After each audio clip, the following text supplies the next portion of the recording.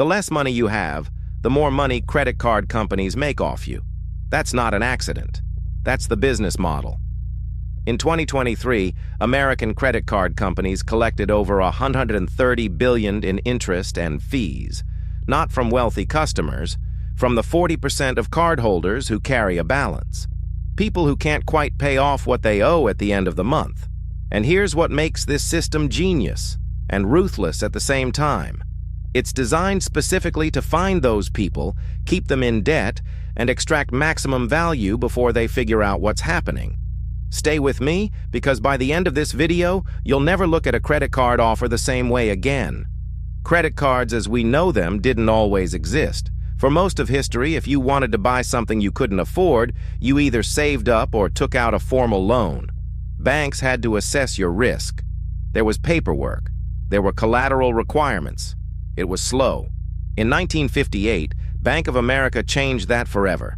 They mailed out 60,000 pre-approved credit cards to residents of Fresno, California. No applications, no interviews. Just, here's a card, go spend money.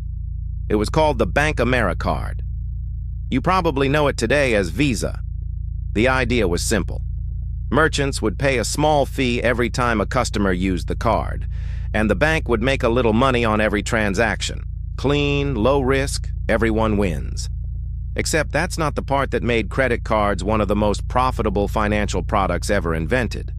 The real money was in what happened when customers didn't pay their balance in full at the end of the month. When they revolved their balance to the next month and got charged interest. That's where everything changed.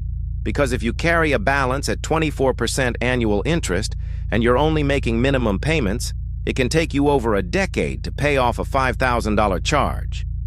During that decade, the bank makes more from you in interest than you ever spent in the first place. Here's an experiment. Get out your credit card statement right now. Find the minimum payment due, and then find the tiny, almost hidden line that says, if you only make minimum payments, you will pay off this balance in... Most people have never read that line, because credit card companies don't exactly put it in a 72-point font. Here's how the math works. Say you have $3,000 on a credit card at 22% APR. Your minimum payment is 2% of your balance, so about $60 a month to start. If you only ever pay the minimum, you will take 22 years to pay that off. You'll pay $3,800 in interest alone on a $3,000 debt. The minimum payment isn't designed to help you get out of debt. It's designed to keep you in debt for as long as possible. In fact, the minimum payment formula was deliberately lowered in the 1980s. Card companies lobbied to reduce minimum payments from 5% of the balance to 2%, sometimes even lower. Less money paid each month means more time in debt, means more interest collected. The Federal Reserve actually studied this. They found that reducing minimum payments causes borrowers to repay their balances up to 50% slower, which is obviously a coincidence, and the credit card companies definitely didn't intend that. So far, this sounds like a system that just traps people who are bad with money, but it's actually much more targeted than that. Credit card companies use incredibly sophisticated models to identify customers who are almost financially stable, not completely broke. Broke people don't get approved, but people who are stretching, people who carry small balances, people whose income just barely outpaces their spending. These are the most profitable customers in the entire portfolio. They spend enough to generate transaction fees. They carry just enough balance to generate interest, and they almost always make at least the minimum payment, keeping the account current and the cash flowing.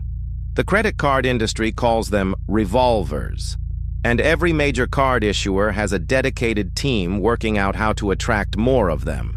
The marketing follows. Rewards programs are designed specifically to encourage more spending. Cashback on every purchase sounds like the bank paying you, but the interchange fees merchants pay cover the rewards and then some. The bank wins on both ends, and for customers who look like they might be able to carry a balance, the interest rate offer is often higher because statistically they're more likely to revolve. None of this means you should cut up your credit cards. Used correctly, Credit cards are genuinely one of the best financial tools available.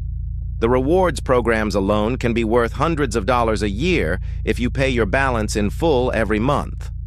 The key phrase is every month. If you carry no balance, you pay no interest. The bank makes their 1.5 to 3% from the merchant on every transaction, and you get a fraction of that back in rewards. You're essentially using the bank's money for free for 30 days. The system is only extractive if you let it revolve. 3 things worth knowing. 1. Pay the full statement balance, not just the minimum every single month. Set up auto pay for the full amount. 2. If you already carry a balance, the fastest way out is to find a 0% balance transfer card, move the debt across, and pay it off during the introductory period, usually 12 to 21 months. 3. If you're being charged penalty APR, sometimes as high as 29.99%, call and ask for a rate reduction. It works more often than you'd think. Banks would rather keep you at 20% than lose you entirely. The system is built against you, but now you know how it's built, and that's the first step to getting out. If this video made you rethink how you look at credit, do me a favor. Hit subscribe. We put out videos like this every week. Business stories, financial systems, the things you probably should have been taught but weren't. Next up, why your savings account is mathematically designed to make you poorer every year, and the accounts banks don't advertise that actually keep up with inflation. See you there. Word count, 1,320. Estimated read time, 9 min at 150 WPM voiceover pace.